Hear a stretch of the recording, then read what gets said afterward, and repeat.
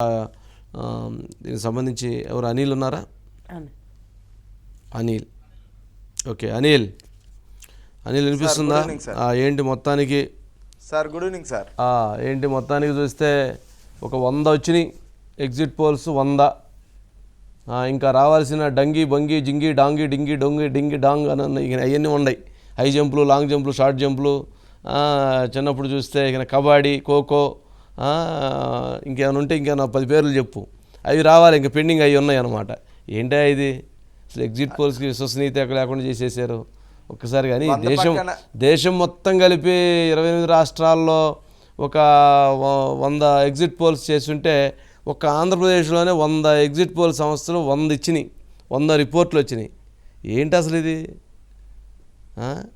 System, computer system ఉన్న వాళ్ళ ఒకటి తయారు చేసి కొట్టి పంపించినట్టు ఉండరు. చూడబోతే పక్కన ఇంకో 0 పెట్టాలి సార్. 1000 చేసినా ఆశ్చర్యంలో 1000 వచ్చి ఉంటాయేమో, ఎవరికోళ్ళు వాళ్ళు పేపర్ మీద రాసుకుంటే. 1000 ఎగ్జిట్ పోల్స్ అసలు ఏంది అసలు? ఏంటి, ఏమనిపిస్తుంది ఇచ్చిన రిపోర్టు? అంటే ఆ డిమాండ్ అంత ఉంది సార్ ఏపీ ఎన్నికల పైన. ఎందుకంటే 5 ఏళ్ల పాలన వైసీపీ చేసి మళ్ళీ ప్రజల ముందుకు వెళ్ళడం, 5 ఏళ్ల ప్రతిపక్ష తర్వాత తెలుగుదేశం పార్టీ అధినేత ముందుకెళ్ళడం పట్ల అంత స్థాయిలో చర్చ ఉండబట్టే ఇన్ని సర్వే రిపోర్ట్ల పేరుతో వచ్చి, వాస్తవానికి ఒక సర్వే చేయాలి, ఒక సర్వే సంస్థ శాస్త్రబద్ధంగా చేయాలంటే కోట్ల రూపాయలు ఖర్చు పెడితే కానీ ఆంధ్రప్రదేశ్ మొత్తం తిరిగి ఆ శాంపిల్స్ సేకరణ కావచ్చు, లేదంటే ఒక నిర్ధారణకు వచ్చే పరిస్థితి, ఆ మెకానిజం ఉంటుంది. ఇవాళ ప్రకటించిన ఈ సర్వే రిపోర్ట్స్లో ఒక్కసారి పరిస్థితి, వీళ్ళకున్న మెకానిజం ఎంత, అసలు ఆ సిస్టమ్ ఏంటని కూడా కొంత ఆలోచన చేయాలి. అయితే టాప్ 5, టాప్ 10 గతం ఒక 10-20 ఏళ్ళుగా ఈ రంగంలో ఉన్న వ్యక్తుల యొక్క ఆ అంశాన్ని మనం పరిగణలోకి తీసుకున్నప్పుడు, జాతీయ స్థాయిలో ఉన్న సర్వే సంస్థల యొక్క పనితీరును కొలమానంగా మనం భావించినప్పుడు, వాటిని ఆధారంగా కనుక విశ్లేషణ చేస్తేనే ఇప్పుడున్న రాబోయే ఎన్నికల ఫలితాలపైన ఎంతో కొంత అంచనాకు రాగలం. అనేక సందర్భాలలో ఎగ్జిట్ పోల్స్ నిజమయ్యాయి, అనేక సందర్భాల్లో ఎగ్జిట్ పోల్స్ అవాస్తవంగా మిగిలిన పరిస్థితి కూడా చూసాం. ఎందుకంటే ఊహించిన దానికంటే ఎక్కువ సీట్లు రావడం, ఊహించిన దానికంటే తక్కువ సీట్లు రావడం కూడా చాలా సందర్భాల్లో జరిగాయి సార్. అయితే ఇదంతా కూడా ఒక అంచనా మార్కు మాత్రమే ఎవరైనా చెప్పే పరిస్థితి. అయితే గ్రౌండ్ ఏంటి అంటే, ఆల్రెడీ ప్రజలు డిసైడ్ అయ్యారు, ఓటు రూపంలో తమ ఓటు వినియోగించుకున్నారు. 4వ తేదీ దేశ భవిష్యత్తును, ఆంధ్రప్రదేశ్ రాష్ట్ర భవిష్యత్తును కూడా ప్రజలు నిర్ణయం చేసేశారు. ఫలితం మాత్రం ఆ రోజు 11-12 గంటల లోపు అటు దేశానికి సంబంధించి, రాష్ట్రానికి సంబంధించి భవితం తేలబోతుంది. దేశాన్ని ఎవరు పాలించాలి, రాష్ట్రంలో ఎవరు ముఖ్యమంత్రి కావాలనేది తేలే అంశం. ఇక ఎగ్జిట్ పోల్స్ను పరిశీలిస్తే అధికార పార్టీకి ప్రతిపక్ష పార్టీకి మధ్య ఓట్ల శాతం వ్యత్యాసం కావచ్చు, సీట్ల వ్యత్యాసం కావచ్చు, అనేక రూపాలలో అనేక మంది అనేక రకాలుగా ఇచ్చారు. అయితే గ్రౌండ్ రియాలిటీస్ ఏంటి అనే దాని మీద కొంత లోతుగా వెళ్ళినప్పుడు అయితే ప్రధానంగా 1-2 సంస్థలు ఇచ్చినవి, అంటే కొంత ఏది వాళ్ళకున్న గత క్రెడిబిలిటీ కావచ్చు, ఇతర అంశాల పరిగణలో తీసుకుంటే నువ్వా నేనా అన్నట్లు, అంటే 10-15 సీట్లు మాత్రమే ఇచ్చారు. 3% ఓట్లతో ఈ మార్పుల ఫలితాలు ఉంటాయని కూడా చెప్పడం జరుగుతుంది. చూస్తే 3% ఓట్లు అనేది ఒక నియోజకవర్గంలో చాలా కీలకం సార్. ఎందుకంటే కేవలం ఒక 25-30 వేల ఓట్ల తేడాతో కూడా పక్కనే ఉన్న తమిళనాడులో జయలలిత గారు గతంలో 2వసారి వరుసగా ముఖ్యమంత్రి అయినప్పుడు ఆమె మరణానికి ముందు చాలా అతి తక్కువ సీట్లను 100, 50, 150, 500, తర్వాత 1200 ఇట్లాంటి సీట్లతో గెలిచి ఆమె అధికారాన్ని దక్కించుకున్నారు. అంటే చాలా తక్కువ మెజార్టీలతో. అంటే ఇప్పుడు చెప్తున్న ఈ సర్వే సంస్థలు ఇచ్చినటువంటి అంచనాల ఆధారంగా చూసిన 3% ఓట్ల గ్యాప్ అనేది ఏదైతే ఉందో గెలుపు ఓటంలో డిసైడ్ చేయడానికి మారుతుంది. ఆ మార్జిన్ అనేది ఖచ్చితంగా చాలా క్రియాశీలకంగా కీలకంగా ఆలోచన చేయాల్సిన పరిస్థితి ఉంది. అయితే ప్రతిపక్ష ఎన్డీఏ కూటమి కొంత విజయావకాశాలు దక్కించుకోవడానికి అవకాశం ఉందంటూ కూడా నేషనల్ మీడియా, ఏదైతే జాతీయ స్థాయిలో కొంత క్రెడిబిలిటీ ఉన్నటువంటి ఆర్గనైజేషన్స్ ఇచ్చినటువంటి రిపోర్ట్స్ ఆధారంగా పరిశీలనలో తేలుతా ఉంది. వాళ్ళు గత హిస్టరీని చూసినప్పుడు గతంలో 2019లో అధికార వైసీపీకి, ఇప్పుడున్న పార్టీకి వన్ సైడ్గా చాలా క్లియర్గా వేవ్ ఉందని చెప్పడం జరిగింది. రాష్ట్రంలో ఉన్న కొన్ని సంస్థలు లేదు, అప్పుడు టీడీపీ రాబోతుందంటే కొన్ని చెప్పినప్పటికీ కూడా జాతీయ సంస్థలు చెప్పిందే నిజమైంది. ఇటీవల జరిగిన తెలంగాణ ఎన్నికల్లో కూడా జాతీయ సంస్థలు ఇచ్చిన రిపోర్ట్సే తేటతెల్లం అవుతుంది మనం చూసాం. తర్వాత రాజస్థాన్, మధ్యప్రదేశ్, ఇంకా కర్ణాటక ఎన్నికల ఫలితాలు కూడా గడిచిన ఏడాది లోపు జరిగినటువంటి వాటిలో కూడా నేషనల్ మీడియా చెప్పిన అనేక సర్వేలు 80% నిజమైన పరిస్థితి మనం చూసాం. ఇప్పుడు కూడా వాటిని కనుక ఉదాహరణకి చూస్తే ఖచ్చితంగా ఏపీలో దేశంలోనూ ఎన్డీఏ కూటమిదే ప్రభంజనం అధికారం అనే విధంగా కనిపిస్తోంది. వివిధ ఫ్యాక్టర్స్ రూపంలో కనుక పరిశీలించి శాంపిల్స్ తీసిన తర్వాత వాళ్ళ అధ్యయనంలో తెలియని అభిప్రాయాన్ని చెప్పడం జరిగింది. అవునన్నా కాదన్నా ఏపీలో ఇప్పుడున్న ముఖ్యమంత్రి జగన్మోహన్ రెడ్డి గారిని ఉంచాలా దించాలా, ప్రతిపక్ష నాయకుడుగా ఉన్న చంద్రబాబు నాయుడు గారిని ముఖ్యమంత్రి చేయాలా వద్దా అనే ఈ 2 అంశాలపైన మాత్రమే ఎన్నికలు జరిగాయి. ఆయన కావాలా వద్దా, ఈయన్ని పీఠం ఎక్కించాలా వద్దా, ఈ 2 అంశాల ఆధారంగానే ప్రజలు తమ తీర్పునైతే ఇచ్చేశారు సార్. ఈ ఎగ్జిట్ పోల్స్ సరే రకరకాల వాళ్ళకున్న మెకానిజం రూపంలోనూ వాళ్ళకున్న మోటివ్స్ రూపంలోనూ తమకున్న ఏదైతే అనేక అంశాల ఆధారంగా చెప్పినప్పటికీ ప్రజల తీర్పు ఇప్పుడు మారే పరిస్థితి లేదు. ఎందుకంటే బ్యాలెట్ రూపంలో వాళ్ళ ఓటు వేసి వినియోగించుకున్నారు. ఈవీఎం మిషన్లు అవి ఉన్నాయి. 4వ తేదీ ఉదయం 8 గంటల నుంచి కూడా రౌండ్కి రిజల్ట్స్ వస్తూ ఉంటాయి. కాబట్టి ఇది ఇక ఈ ఎగ్జిట్ పోల్స్ జస్ట్ తాత్కాలికంగా రాజకీయ నాయకులు ఉపశమనం పీల్చుకోవడానికో లేదంటే పందాలు మరింత కాసి ఊపందించుకోవడానికో స్వల్పకాలిక సంతృప్తి కొరకు మాత్రమే ఎగ్జిట్ పోల్స్ ఉపయోగపడతాయి. అంతిమంగా ఫలితాలు 4వ తేదీన డిసైడ్ చేయబోతున్నటువంటి ఫలితాలు ఏవైతే ఉన్నాయో నేతల భవిష్యత్తుని, ఈ రాష్ట్ర భవిష్యత్తుని, దేశ భవిష్యత్తుని కూడా నిర్దేశించబోతున్నాయని చెప్తున్నాం. ఎందుకంటే ఆల్రెడీ ప్రజలు తీర్పు ఇచ్చేశారు. కేవలం ఫలితం కోసం ఎదురు చూస్తున్న పరిస్థితి మనకుంది. ఇక ఈ సర్వేల రిపోర్ట్స్ మనం పరిశీలిస్తే ఇందాక అనుకున్నాం మొదటి దశలో 10 ఉండేవి, 10 20 అయ్యాయి, 20 కాస్త 100 అయ్యాయి, 100 రేపు సాయంత్రానికి ఒక 1000 అయ్యే పరిస్థితి కూడా కనిపిస్తూ ఉంది. ఎందుకంటే శాస్త్రబద్ధత లేనటువంటి అనేక రిపోర్ట్స్ కూడా బయట సర్క్యులేట్ చేసి రాజకీయ ప్రయోజనాలు స్వప్రయోజనాలు పొందే అవకాశాలు కూడా సర్వసాధారణంగా ఉన్నాయి. ఇందులో ఏపీ దేశంలోనే ఒక ప్రత్యేక స్థానంలో ఉంటుంది. ఒక గ్లోబల్ ప్రచారంలోనూ రాజకీయ అవసరాల కోసం ఈ టెక్నాలజీని వీటిని వినియోగించుకునే ప్రయత్నంలో. కాకపోతే ఎన్ని ప్రయోగాలు చేసినా ఏం చేసినా ప్రజల తీర్పు జరిగిపోయింది. కాబట్టి ఈ ఫలితాల రూపంలో వస్తున్నటువంటి నంబర్ ఫిగర్స్ ఏవైతే ఉన్నాయో ఓట్ల మార్పుకి అవకాశం ఉండదు. కాబట్టి ఎవరు గెలవాలి ఎవరు ఓడాలో ప్రజలు తీర్పునిచ్చేశారు. కాబట్టి పెద్ద ఇబ్బంది ఉండదు, ఫలితం పైన అది ప్రభావం చూపే అవకాశం. కానీ స్వల్పకాలిక ఏదైతే ఉందో టెన్షన్లో ఉన్న వాళ్ళకి కొంత రిలీఫ్గా, లేదు బెట్టింగ్ రూపంలో మరికొంత 100 రూపాయలు పెడదామో 100 రూపాయలు మార్చుకుందాం అనుకుంటారో వాళ్ళకి ఇది కొంత ఆలోచన చేయడానికి, ఈ 2-3 రోజులు టైంపాస్ చేయడానికి మాత్రమే ఇవి ఉపయోగపడతాయి తప్ప గెలుపు ఓడమలు ఇక డిసైడ్ చేసే పరిస్థితులు అయితే ఇవాళ చెప్పిన ఫిగర్స్, ఏ సర్వే సంస్థ చెప్పిన ఫిగర్స్ కూడా ఉపయోగపడే పరిస్థితులు అయితే లేవు. అయితే ఎన్డీఏ కూటమి నేతలు కొంత జాతీయ సంస్థలు ఇచ్చినటువంటి రిపోర్ట్స్ ఆధారంగా బేస్ చేసుకొని వాళ్ళ ఆలోచన మనం చూసినప్పుడు ఖచ్చితంగా మేము గెలవబోతా ఉన్నాం. ప్రభుత్వ వ్యతిరేకత చాలా క్లియర్గా కనిపించింది. కూటమిగా ఐక్యంగా ముందుకు వెళ్ళడం తమకు లాభం చేకూరుంది అనేది కనిపిస్తూ ఉంది. ఇక రాష్ట్ర స్థాయిలో కూడా చెప్పినటువంటి కొన్ని సర్వే సంస్థలు అధికార పార్టీకి అనుకూలంగా చెప్పినప్పటికీ కూడా గతంలో కూడా వాళ్ళ అంచనాలు కూడా తారుమారైన పరిస్థితి. 2014 ఒక బెస్ట్ ఉదాహరణ. రాష్ట్రం విడిపోయిన తర్వాత బైఫర్కేషన్ తర్వాత జరిగిన తొలి ఎన్నికల్లోనే ఆ సర్వే సంస్థ తీసుకున్నటువంటి నిర్ణయం పొరపాటు జరిగింది. తర్వాత ఇటీవల తెలంగాణ ఎన్నికల్లో ఇచ్చినటువంటి రిజల్ట్లో కూడా దగ్గరగా ఉన్నప్పటికీ సీట్ల విషయంలో వాళ్ళు చెప్పిన కొన్ని సీట్లలో మార్పులు చేర్పులు కూడా జరగడం చూసాం. ఇలా అనేక ఈక్వేషన్స్ సార్. ఎందుకంటున్నానంటే ఇందాక 2-3% ఓట్లు అనుకున్నది చాలా ఇంపార్టెంట్. ఎందుకంటే గెలుపు ఓటములు 5 నుంచి 10 ఓట్లు, 50 ఓట్లు, 100 ఓట్లు కూడా డిసైడ్ చేసే పరిస్థితి కొన్ని సందర్భాల్లో కొన్ని చోట్ల మనం గతంలో కూడా చూసాం. అయితే ఈసారి దేశంలోనే గర్వించదగ్గ స్థాయిలో ఏపీ ఎన్నికల జనరల్ అనిల్ ఆరామ్ అస్థాన్ ఇచ్చినటువంటి దాంట్లో వైసీపీకి 94 నుంచి 104 ఇచ్చారు. మరి పీపుల్ పల్స్ లాంటి వాళ్ళు లేదా ఇంకొక 2-3 క్లియర్గా ఇటువైపు ఇచ్చారు. ఏంటి మరి వాళ్ళు చేసినటువంటి ప్రామాణికత, వాళ్ళు తీసుకున్నటువంటి అనాలిసిస్, వాళ్ళు తీసుకున్నటువంటి ఎలాంటి ఎగ్జిట్ పోల్స్ చేశారు, వీళ్ళు ఎలాంటి ఎగ్జిట్ పోల్ చేశారు, ఏంటి ఆ డిఫరెన్స్ని ఎలా చూడాలి? అంటే చూసే కళ్ళను బట్టి, ఆలోచించే విధానాన్ని బట్టి మన నిర్ణయాలు ఉంటాయి అంటాం కదా సార్. ఇది కూడా అంతే. ఇప్పుడు ఓటర్లు తమ నిర్ణయాన్ని ప్రకటించారు. వీళ్ళు తీసుకున్న పారామీటర్స్ ఆధారంగా ఇప్పుడు వాళ్ళు వాళ్ళ స్టాటిస్టిక్స్ ఆధారంగా వాళ్ళ నిర్ణయాన్ని చెప్పడం జరిగింది. కేకేనో లేకపోతే ఇంకొక సర్వే సంస్థ ఇంకొకటో వాళ్ళు తీసుకున్న పారామీటర్స్ ఆధారంగా చెప్తాను. అంటే ఇందాక మనం అనుకున్నాం, అంటే వీళ్ళు చెప్పిన ఈ ఫిగర్స్ వల్ల పెద్దగా ఉపయోగం లేదు, కేవలం తాత్కాలిక ఉపశమనం మాత్రమే. ఇది ఒక రిలీఫ్కో బెట్టింగ్స్కు మరింత ఉపయోగపడే అంశం తప్ప ఇక ఇది ఫలితాన్ని మార్చేది, ఫలితాన్ని డిసైడ్ చేసేది కాదు. కాకపోతే జరిగిన పరిణామాలని సంభాషించుకోవడానికి, కొంత సమయానికి గడవడానికి మాత్రమే ఒక చర్చలాగా ఈ ఫిగర్స్ ఉపయోగపడతాయి. అయితే ఇందాకే చెప్పి అసలు ఒక సంస్థ సర్వే చేయాలి, స్టాటిస్టిక్స్ తీయాలి బలంగా శాస్త్రబద్ధంగా అన్నప్పుడు చాలా ఖర్చుతో కూడుకున్నది. ఆ ఖర్చుకు సమాంతరంగా మెకానిజం సిస్టమ్ బిల్డప్ కూడా అవసరం.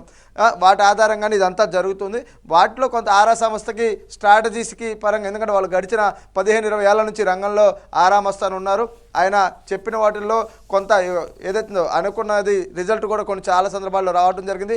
1-2 సందర్భాల్లో అది మిస్ఫైర్ అవడం కూడా మనం చూసాం. ఇక కేకే విషయంలో కూడా గత ఎన్నికల్లో ఎవరు చెప్పినంతటువంటి ఫిగర్ని ఆయన చెప్పినప్పుడు అందరూ ఆశ్చర్యంగా చూశారు. కానీ ఆయన చెప్పినటువంటి ఒక ఫిగర్ ఏదైతే ఉందో ఖచ్చితంగా ఆ నెంబర్ రూపంలో కనబడుతూ ఈరోజు కేకే సర్వే పట్ల ఏపీలో అదే రకమైన చర్చ, అంటే సైమల్టేనియస్గా ఆరాకి సమాంతరంగా కేకే సర్వే కూడా ఆలోచింపజేస్తూ ఉంది సగటు ఓటర్ని, రాజకీయ నాయకుడిని అని చెప్పాల్సిన పరిస్థితులు కనిపిస్తుంది. మీకు ఒక చిన్న ఎగ్జాంపుల్ సార్, గతంలో కేజ్రీవాల్ గారు మొదటి ఎన్నికల్లో ఢిల్లీలో పోటీ చేస్తే అందరూ 30 సీట్లు, 32 సీట్లు, 35 సీట్లతో మాత్రం 41తో గెలుస్తారని చెప్పి ఏదైతే మొదటిసారి సీఎం ఆయన పదవిని గద్దె దిగి మళ్ళీ పోటీ చేసినప్పుడు, రెండోసారి ముఖ్యమంత్రి అయినప్పుడు చెప్పిన పరిస్థితి. కానీ ఒక సంస్థ దాదాపు 67 సీట్లతో కేజ్రీవాల్ గెలుస్తారంటే ఎవరు నమ్మని పరిస్థితి. కానీ రిజల్ట్ చూస్తే అదే జరిగింది. ఆ తర్వాత ఎన్నికల్లో కూడా ఢిల్లీలో అలాంటి పరిణామాలు, తర్వాత పశ్చిమ బెంగాల్లో కూడా మనం చూసాం. ఇలా ఎగ్జాంపుల్గా చూస్తే చాలా సందర్భాలలో చాలా రకాల ఈక్వేషన్స్. మధ్యప్రదేశ్లో అయితే అందరి అంచనాలు, ఇటీవల జరిగిన మధ్యప్రదేశ్ ఎన్నికల్లో ఎగ్జిట్ పోల్స్ చెప్పినటువంటి నిర్ణయాలకి భిన్నమైన రిపోర్ట్స్ అక్కడ రావడం చూసాం. బీజేపీకి గడ్డి పరిస్థితి అనుకున్నారు అక్కడ, కానీ బీజేపీ చాలా బంపర్ మెజార్టీ, ఊహించిన దానికంటే బలమైన మెజార్టీతో మధ్యప్రదేశ్లో తిరిగి అధికారాన్ని అక్కడ దక్కించుకున్న పరిస్థితి కూడా మనం చూసాం. అంటే ఇలా అనేక రకాల ఆస్పెక్ట్స్ని పరిశీలన చేసినప్పుడు ఎగ్జిట్ పోల్స్ని ఎంతవరకు ప్రామాణికంగా తీసుకోవాలి ఏంటి అనేది కూడా కొంత సౌటు ఓటర్ ఆలోచన చేస్తూనే ఉంటారు. నాయకులు కూడా స్వల్పకాలిక ఉపశమనం మాత్రమే అని చెప్పాల్సిన పరిస్థితి ఉంది. రైట్, సరే. అసలు కంటే కొసరు ఎక్కువ అన్నట్టు ముందు రేపు 4వ తారీఖు కంటే అందరు ఎగ్జిట్ పోల్స్ మీద ఎక్కువ ఉత్సాహం, ఎక్కువ ఆతృత ఎక్కువ కనపడుతూ ఉంది. సరే, ఎగ్జిట్ పోల్స్ ఆంధ్రప్రదేశ్ ప్రస్తుతం జరుగుతున్నటువంటి దాని ప్రకారంగా ఆంధ్రప్రదేశ్లోని ఎగ్జిట్ పోల్స్ ఒక 1000 వచ్చినాయి కాబట్టి వీటిని ఏ రకంగా చూడాలి, ఏ రకంగా అర్థం చేసుకోవాలనేటువంటి పక్కన పెడితే ఏంటి టీడీపీ శ్రేణులు ఏమంటున్నాయి? దాదాపుగా చంద్రబాబు నాయుడు గారు విజయవాడ వచ్చారా, లేకపోతే అక్కడ ఏంటి తెలుగుదేశం పార్టీలో ఎటువంటి చర్చ జరుగుతూ ఉంది ఏంటి వీటిపైన? మరి కాసేపట్లో చంద్రబాబు హైదరాబాద్ నుంచి విజయవాడ చేరుకోబోతా ఉన్నారు సార్.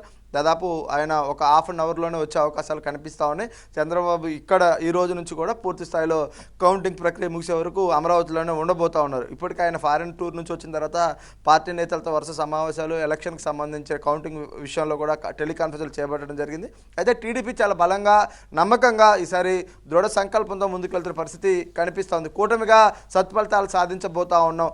ఫిగర్ ఏదైతే ఉందో మేము ఊహించిన దానికంటే మంచి స్థానమే మాకు దక్కబోతా ఉంది. 120కి తగ్గవు, 120కి పైగానే మేము వస్తామనేది వాళ్ళ బలమైన ఆలోచన. ఖచ్చితంగా పోటీ చేసిన ప్రతి అభ్యర్థి కూడా గెలుస్తామనే ఆలోచనతో ఉంటారు కాబట్టి ఎవరి అంచనాలను మనం తప్పు పట్టలేం కాబట్టి ఆ రకంగా వాళ్ళని కూడా పరిగణలోకి తీసుకుంటే అనిల్ ఏంటి మొత్తానికి నారా లోకేష్ 150 స్థానాలకి తగ్గితే నన్ను అడగండి, 150 స్థానాల పైన గెలవబోతూ ఉన్నాము, 23 ఎంపీ స్థానాలు గెలవబోతున్నాము, తగ్గితే నన్ను అడగండి అని సవాల్ చేస్తున్నాడట. ఏంటి నిజమేనా? అంటే ఆ ఫిగర్స్ చెప్పారో లేదో తెలియదు కానీ సార్ చాలా బలమైన నమ్మకం, ఒక కాన్ఫిడెంట్ అయితే కనిపిస్తోంది. అంటే వాళ్ళు ఎక్కడ బయటకి ఇన్నర్ సర్కిల్స్ లో మాత్రం చాలా బలమైన కాదు, ఇవన్నీ బయట మైకి తీసుకొని బయట మాట్లాడరు కానీ ఆఫ్ ది రికార్డ్ మాట్లాడుతున్నటువంటి అంశాల్లో ఖచ్చితంగా భారీ విజయాన్ని పొందబోతూ ఉన్నాము, భారీ ఆధిక్యత ఉండబోతుంది. 10% డిఫరెన్స్ మనకి వారికి కూడా చాలా క్లియర్గా ఉందనేటువంటి పాయింట్స్ని ఎస్టాబ్లిష్ చేస్తున్నారు అనేటువంటిది ఏంటి? అవును సార్, అవును. ఎందుకు అంటే 120తోనే స్టార్ట్ అవుతాం, 120కి ఎక్కడ ఒక్కడు కూడా తగ్గం, ఆ పైన ఎంత వచ్చినా అది మన బోనస్గానే పరిగణించాలనేది పార్టీ అధినాయకత్వం వద్ద జరుగుతున్నటువంటి ప్రధానంగా చర్చ. రెండవది 3 పార్టీలు జత కలిసిన తర్వాత గత ఎన్నికల్లో అధికార వైసీపీకి పనిచేసిన అనేక వర్గాలు ఈరోజు వ్యతిరేకంగా ఉండడం కావచ్చు, జట్టుగా వీళ్ళు ముందుకు వెళ్ళిన తీరు కావచ్చు, ప్రభుత్వ 5 ఏళ్ల వైఫల్యాలపైన జరిగిన పోరాటాలు కావచ్చు, ఎన్నికల పోలింగ్ సరళి కావచ్చు, వీటన్నిటిని బేరుజు వేసుకున్నప్పుడు ఖచ్చితంగా 10-12% ఓట్ల తేడాతో గెలవబోతా ఉన్నాం. ఎప్పుడు గెలవలేని, దాదాపు 20 ఏళ్ళుగా గెలవలేని నియోజకవర్గాల్లో కూడా ఈసారి కూటమి నేతలు గెలవబోతున్నారు. ఇంకొక చిన్న విషయం చెప్పాలి సార్, ఇక్కడ ఆరామస్థాన్ ఈరోజు ఇందాక ఒక సర్వే రిపోర్ట్లో ఆయన చెబుతున్నప్పుడు జనసేన పోటీ చేసిన స్థానాల్లో 15 నుంచి 16 గెలవబోతా ఉందన్నారు. అంటే 21 స్థానాల్లో పోటీ చేసిన జనసేన ఖచ్చితంగా 15-16 స్థానాల్లో గెలవబోతుందని చెప్పినప్పుడు అంటే అక్కడ ఓట్ల శాతం ఖచ్చితంగా షేర్ అయినప్పుడు, అంటే చాలా ప్రతికూల నియోజకవర్గాల్లో కూడా అక్కడ జనసేన అభ్యర్థులు గెలుస్తున్నప్పుడు రాష్ట్ర స్థాయిలో తెలుగుదేశం పార్టీ కూటమి అభ్యర్థులు పరస్పర ఓటు సహకారంతో మరింత ఈజీగా గెలుస్తారనేది ఇప్పుడు తాజాగా చెప్తున్న ఒక అంచనా. అంటే ఫిగర్స్ ఎలా చెప్పినప్పటికీ కూడా ఓట్ షేరింగ్ చాలా ఇంతవరకు బాగానే ఉంది. సరే, ఆరామ స్థానం వైసీపీ గెలుస్తుందని క్లియర్గా ఇచ్చారు. అట్లాగే కొన్ని ప్రముఖ సంస్థలు కూడా వైఎస్ఆర్సీపీ గెలుస్తుందని చాలా ప్రముఖంగా ఇచ్చారు. ఇకనన్నా బెట్టింగ్స్ బాగా జరుగుతాయి అంటావా? ఇక నుంచి వైసీపీ వాళ్ళు కూడా బెట్టింగ్కి స్పీడ్గా వస్తారంటావా? అంటే ఇప్పటివరకు రూపాయికి రూపాయిన్నరనో రూపాయికి ₹2 నడుస్తూ ఉంది. అలా కాకుండా గెలుపు మీద బెట్టింగ్కి వచ్చేటువంటి అవకాశం ఉంటుందా? ఇక ఆ బెట్టింగ్ చేంజ్ అయ్యే అవకాశం ఉంటుందా, మార్పు? ఖచ్చితంగా చూడాలి సార్. ఎందుకంటే నిన్న మొన్నటి వరకు, అంటే ఈ ఫలితాలు ఎగ్జిట్ పోల్ ఫలితాలు రాకముందు వరకు అయితే కొంత ఆ వెనకబాటుతానం కనబడతా ఉంది అధికార పార్టీ నేతల్లో. పేరు గెలుస్తామని చెప్పినప్పటికీ ఫిగర్స్ దగ్గరకు వచ్చేలాగే ముందుకొచ్చి బెట్టింగ్లు పెట్టారా లేదన్న దాని మీద పొలిటికల్ సర్కిల్లో జరుగుతున్న చర్చా ప్రకారం వాళ్ళు వెనకంజలో ఉన్నారని. ఇప్పుడు వచ్చిన ఈ ఫిగర్స్ ఆధారంగా పెడతారా లేదా అనేది చూడాలి. ఇక్కడ ఇంకొక ఎగ్జాంపుల్ కూడా ఉంది సార్. లగడపాటి రాజగోపాల్ లాంటి వ్యక్తి, ఆయన క్రెడిబిలిటీ ఎలా ఉంటుందో కూడా సర్వేలో గతంలో మనం చూసాం. తర్వాత ఆయన క్రెడిబిలిటీని ఎలా పోగొట్టుకున్నారో కూడా కాబట్టి వాటి ఆధారంగా పాపం లగడపాటి రాజగోపాల్ గారి పేరు చేస్తే పాపం లాస్ట్ టైం డబ్బులు పోగొట్టుకున్న వాళ్ళందరూ ఇప్పుడు మళ్ళీ ఆయన్ని ఏడవ పాపం ఉన్న వ్యక్తిని కూడా తిట్టి మళ్ళీ వాళ్ళ చాలామంది ఆస్తులు పోగొట్టుకున్నారు. కొంతమంది సూసైడ్ కూడా చేసుకొని చచ్చిపోయిన పరిస్థితి ఉంది పాపం. ఆయన 2019లో ఇచ్చినటువంటి ఎగ్జిట్ పోల్ దెబ్బకి మనం ఎందుకు గుర్తు చేయాల్సి వస్తుందంటే సార్, శాస్త్రీయత, హేతుబద్ధత, లేదంటే వాళ్ళ యొక్క క్రెడిబిలిటీ. ఇప్పుడు సక్సెస్లో ఉన్నప్పుడు ఎవరిదైనా సక్సెస్గానే పరిగెత్తాం, కానీ వాళ్ళు చెప్పిన ఫలితాలు తారుమారైనప్పుడు ఇలాంటి చర్చ. నేను అనేది అదే, ఇక్కడ ప్రామాణికంగా తీసుకున్న అంశాలను వారు ఏవైతే బయటకు వెల్లడిస్తూ ఉన్నారో, వారు అనుకున్న విధంగా ఇది జరిగితే ఒకలాగుంటుంది, జరగకపోతే మరోలాగుంటుంది. అది దాన్ని కంపేర్ చేసుకునే ఈ అన్నిటిని ఆధారంగా ఉంటుంది అనేది నా అభిప్రాయం. ఎందుకంటున్నానంటే లగడపాటి రాజగోపాల్ 2019కి ముందు సర్వేలలో కింగ్ మేకర్గా ఉన్నారు. తన నోటి నుంచి ఒక ఫిగర్ చెప్తే జరిగి తీరుతుందని అందరూ నమ్మారు. కానీ అప్పుడు జరిగిన తెలంగాణ ఎన్నికలు, తర్వాత జరిగిన ఆంధ్ర ఎన్నికలు ఎంత కొంప ముంచాయో అందరికీ తెలుసు. ఇవాళ కూడా సర్వే సంస్థలు కొన్ని చెబుతున్నటువంటి రిపోర్ట్స్ని కనుక మన ఆధారంగా చూస్తే 2014లో జరిగిన కొన్ని అంశాలు, ఇప్పుడు ఉన్న పరిణామాల ఆధారంగా అది మిస్ఫైర్ అవ్వచ్చు, లేదు వారు అనుకున్న విధంగా ఆ ఫలితాలు కూడా రావచ్చు. అల్టిమేట్గా మధ్యలో పోయేది ఎవరంటే వీటిని నమ్మి డబ్బులు పెట్టి ఏదైతే ఉందో షార్ట్ పీరియడ్లో రూపాయికి రూపాయిన్నర తీసుకోవాలనుకుంటారో, వారి జీవితకాలంలో సంపాదించిన ఆ డబ్బుల్ని పణంగా పెట్టి ఆ వ్యక్తులకు జరిగే డ్యామేజ్ గురించి, నష్టం గురించే మనం మాట్లాడుకుంటా ఉన్నాం. Okay, right Anil. మొత్తానికి సరే చూద్దాం. అంటే ఇప్పటివరకు కాస్త వైసీపీ శ్రేణుల్లో నిరుత్సాహం, నిస్పృహ, కాస్త బెట్టింగ్కి రాలేని పరిస్థితి, కొంచెం అధైర్యం ఇవన్నీ ఉన్నాయి. కానీ ఎగ్జిట్ పోల్స్లో కొంచెం వారికి కూడా బలంగా ఇచ్చారు కొంతమంది. మరి ఇప్పుడన్నా ఇక ఈ 2 రోజులు ఉత్సాహంగా కొంచెం బెట్టింగ్స్లోనో లేకపోతే స్పీడ్గా ఉంటారేమో మరి పరిశీలిద్దాం. మొత్తానికి కన్ఫ్యూజన్ ఉంది. మొత్తానికి పార్టీల మధ్య కొన్ని సంస్థలు ఏమన్నా ఇటువైపు ఇచ్చినాయి క్లియర్ కట్గా, కొన్ని సంస్థలు ఏమన్నా అటువైపు ఇచ్చినాయి. మరి ఇద్దరు అటువైపు ఇటువైపు ఇచ్చారు. మరి ఎట్లా ఉంటుందనేది వేచి చూడాల్సినటువంటి అంశమే.